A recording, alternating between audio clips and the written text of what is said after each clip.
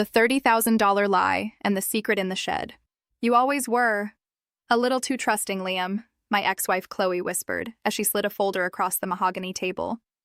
We were in the final hour of our mediation. 1 year of marriage, 6 months of silence, and now, this. I opened the folder. It was a positive pregnancy test, followed by a medical bill for prenatal complications, totaling $30,000. My heart dropped into my stomach. The date of conception? The very weekend we tried to fix things at that cabin in the Smokies. I don't want the house, she said, her voice trembling with a practiced, fragile grace. I just need you to cover the medical debt. For our daughter. I wanted to believe her. I almost did. But something felt. Off the next day, I drove out to our old place to grab the last of my power tools from the backyard shed. As I fumbled with the lock, I noticed a small neon orange delivery envelope tucked under a pile of discarded mulch. I opened it. Inside was a receipt from a company called Reborn Innovations. The item? A high-fidelity, silicone prosthetic pregnancy bump. Stage 2. My hands started to shake.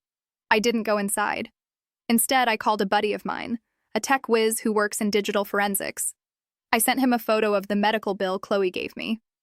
10 minutes later, my phone buzzed.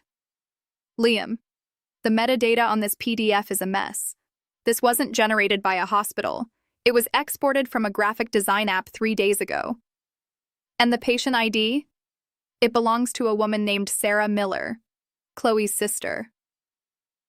I walked back to my truck, my blood turning to ice. She wasn't just asking for money. She was staging a performance. At the final hearing, Chloe showed up in a flowy sundress, resting a hand protectively over her stomach. She looked like an angel. My lawyer didn't say a word. He just handed the judge the orange envelope and the forensic report.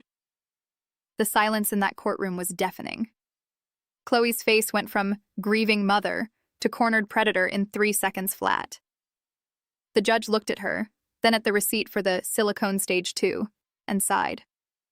"Counselor," the judge said, looking at Chloe's lawyer, "I suggest you take your client into the hallway before I call the district attorney regarding attempted grand larceny." Chloe didn't look at me as she fled the room. She didn't have to.